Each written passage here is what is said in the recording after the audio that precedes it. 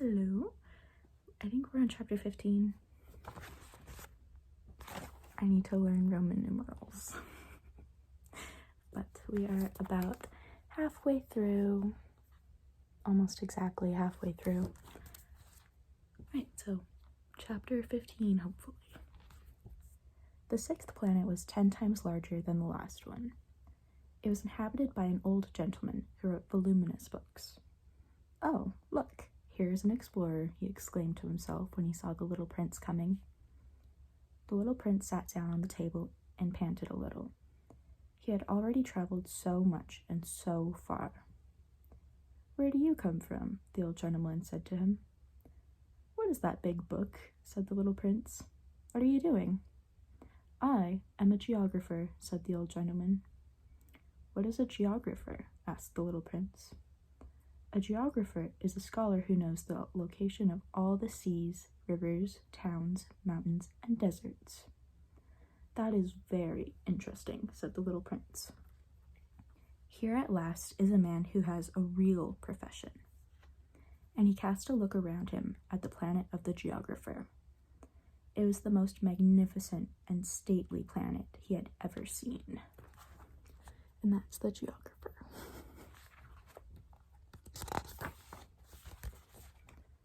"Your planet is very beautiful," he said.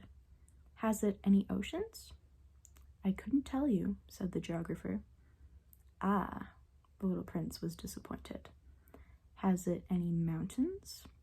"I couldn't tell you," said the geographer. "And towns and rivers and deserts?" "I couldn't tell you that either." "But you are a geographer." "Exactly," said it says geographer so many times, said the geographer. "But I am not an explorer. I haven't a single explorer on this planet. It is not the geographer who goes out to count the towns, the rivers, the mountains, the seas, the oceans, and the deserts. The geographer is much too important to go loafing about. He does not leave his desk, but he receives the explorers in his studies. He asks them questions, and he notes down what they recall of their travels. And if the recollections of one among them seems interesting to him, the geographer orders an inquiry into what the explorer's moral character." Why is that? Because an explorer who told lies would bring disaster on the book of the geographer. So, would an explorer who drank too much? Why is that? Because intoxicated men see double. Then the geographer would note down 2 mountains in a place where there was only 1. "I know someone," said the little prince, "who would make a bad explorer." "A little bitch." "That is possible." Then, when the moral character of the explorer is shown to be good, an inquiry is ordered into his discovery. One goes to see it? No, that would be way too complicated. But one requires the explorer to furnish proofs. For example, if the discovery in question is that of a large mountain, one requires that large stones be brought back from it. Then the geographer was suddenly stirred to excitement. "But you come from far away. You are an explorer. You shall describe your planet to me." And, having opened his big register, the geographer sharpened his pencil. The recitals of explorers are put down first in pencil. One waits until the explorer has finished proofs before putting them in ink. "Well," said the geographer expectantly. "Oh, where I live," said the little prince, "is not very interesting. It's all so small. I have 3 volcanoes. 2 volcanoes are active, and the other is extinct. But one never knows." "One never knows," says the geographer. "I have also a flower."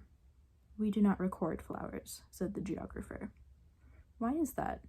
The flower is the most beautiful thing on my planet." "We do not record them," said the geographer, "because they are ephemeral. a word. What does that mean? Geographies, said the geographer, are the books which, of all books, are most concerned with the matters of consequence. They never become old-fashioned. It is very rarely that a mountain changes its position. It is very rarely that an ocean empties itself of its waters. We write of eternal things. But extinct volcanoes may come to life again, the little prince interrupted. What does that mean? Ephemeral. I really don't know what. I'll spell it out. Ephemeral. You can look it up if you want to. Whether volcanoes are extinct or alive, it comes to the same thing for us, said the geographer. The thing that matters to us is the mountain. It does not change. But what does it mean? Repeated the little prince, who never in his life had let go of a question once he had asked it. It means, which is in danger of speedy disappearance. Is my flower in danger of speedy disappearance? Certainly it is. My flower is... insert word. The little prince said to himself. And she has only 4 thorns to defend herself against the world, and I have left her on my planet, all alone. That was his first moment of regret, but he took courage once more. What place would you advise me to visit now? The planet Earth, replied the geographer. It has a good reputation. And the little prince went away, thinking of his flower. I have a little flower. Okay, that was chapter 15. Okay, chapter 16. So then the 7th planet was the Earth. The Earth is not just an ordinary planet. One can count there 111 kings, 7,000 geographers, 900,000 businessmen, 7,500,000 tipplers, 300 billion 11 I'm going to show you the numbers. Okay. This one right here. I'm bad with numbers and math. That's your job. So that many conceited men, and that is to say about 2 billion grown-ups. To give you an idea of the size of the Earth, I will tell you that before the invention of electricity, it was necessary to maintain over the whole of 6 continents a veritable army of 462,511. I'm gonna show you that one too. I drove 6 hours today. I'm not reading numbers. So that many lamplighters for the street lamps. Seen from a distance, that would make a splendid spectacle. The movements of this army would be regulated, like those of the ballet and the opera. First would come the turn of the lamplighters of New Zealand and Australia. Having set their lamps alight, these would go off to sleep. Next, the lamplighters of China and Siberia would enter for their steps in the dance, and then they too would be waved back into the wings. After that would come the turn of the lamplighters of Russia and the Indies, then those of Africa and Europe, then those of South America, then those of North America. And never would they make a mistake in the order of their entry upon the stage. It would be magnificent. Only the man who was in charge of a single lamp at the North Pole, and his colleague who was responsible for the single lamp at the South Pole, only these two would live free from toil and care. They would be busy twice a year. Oh.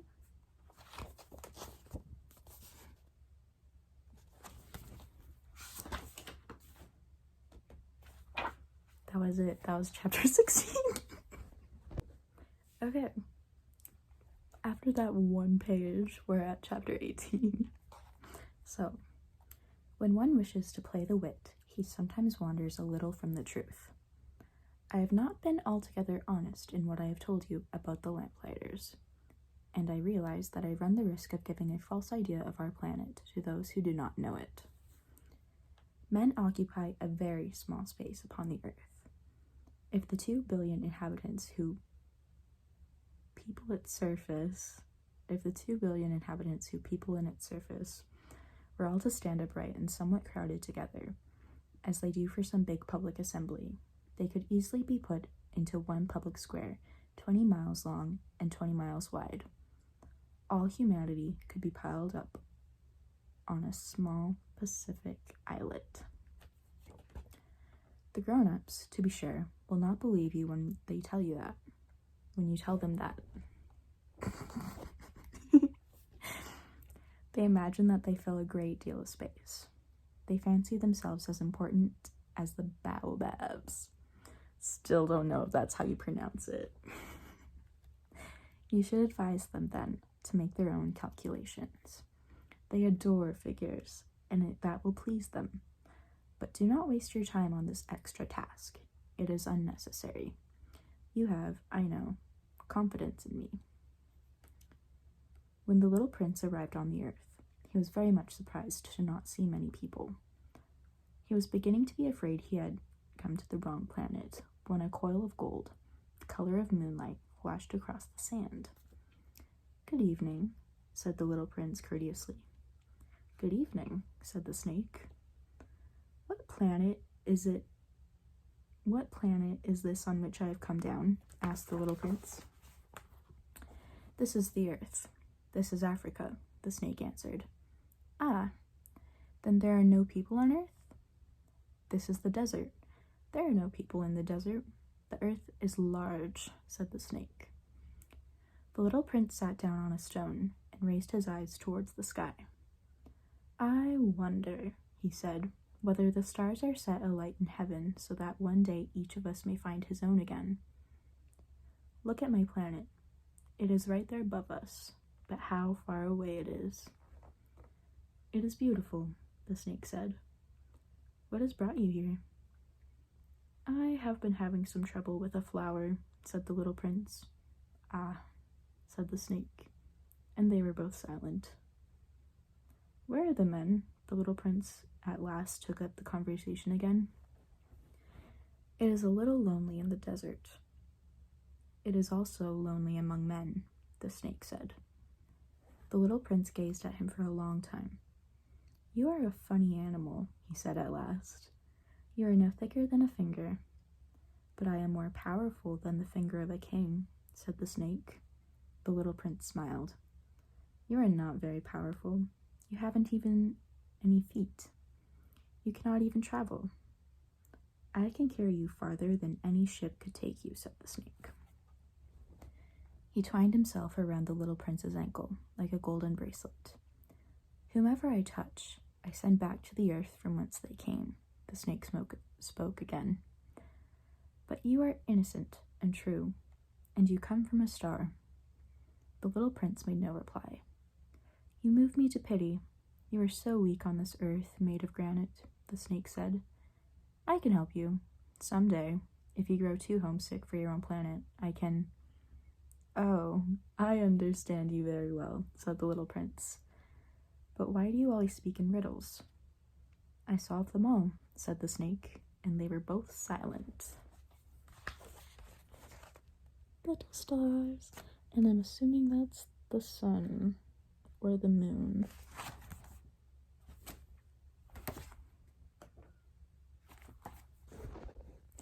Okay, we are on chapter 18. Yeah, 18. The little prince crossed the desert and met with only one flower. It was a flower with 3 petals, a flower of no account at all. "Good morning," said the little prince. "Good morning," said the flower. "Where are the men?" the little prince asked politely. The flower had once seen a caravan passing. "Men?" she echoed. "I think there are 6 or 7 of them in existence. I saw them several years ago, but one never knows where to find them. The wind blows them away." They have no roots, and that makes their life very difficult. Goodbye, said the little prince. Goodbye, said the flower. I love the little drawings. They're so cute. And I think there's one on the back. Yeah, it's on a little mountain. Okay, we're gonna go right into 19. After that, the little prince climbed a high mountain. The only mountains he had ever known were the 3 volcanoes, which came up to his knees, and he used the extinct volcano as a footstool. From a mountain as high as this one, he said to himself, I shall be able to see the whole planet at one glance, and all the people. But he saw nothing, save peaks of rock that were sharpened like needles. Good morning, he said courteously. Good morning, good morning, good morning, answered the echo. Who are you? Said the little prince.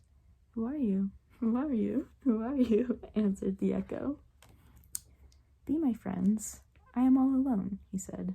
I am all alone, all alone, all alone, answered the echo. What a queer planet. Amen.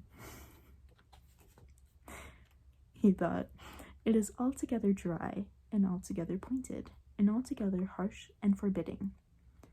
And the people have no imagination. They repeat whatever one says to them. On my planet, I had a flower. She always was the first to speak. Okay, that brings us to chapter 20. This is the last one I'm going to read for tonight.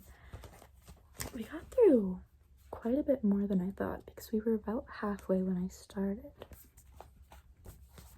Okay, chapter 20. But it happened that after walking for a long time through sand and rocks and snow, the little prince at last came upon a road, and all roads lead to something, to the abodes of men. Good morning, he said. He was standing before a garden, all abloom with roses. Good morning, said the roses. The little prince gazed at them. They all looked like his flower. Who are you? He demanded, thunderstruck. We are roses, said the roses. And he was overcome with sadness. His flower had told him that she was the only one of her kind in all the universe. And here were 5,000 of them, all alike, in one single garden. She would be very much annoyed, he said to himself, if she could see that. She would cough most dreadfully, and she would pretend that she was dying to avoid being laughed at. And I would be obliged to pretend that I was nursing her back to life. For if I did not do that, to humble myself also, she would really allow herself to die. That's not healthy. Then he went on with his reflections. I thought that I was rich, with a flower that was unique in all the world, and all I had was a common rose.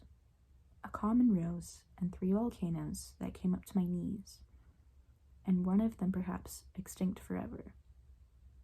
That doesn't make me a very great prince. And he lay down in the grass and cried.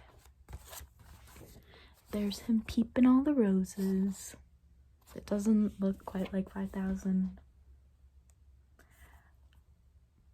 I'm guessing there's more not drawn, but I want to be a bitch.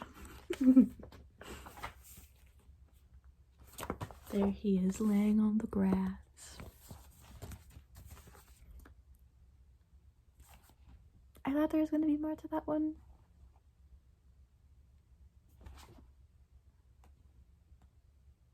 Alright, the next one is actually kind of long. I'm not going to read more. That's it. Goodbye.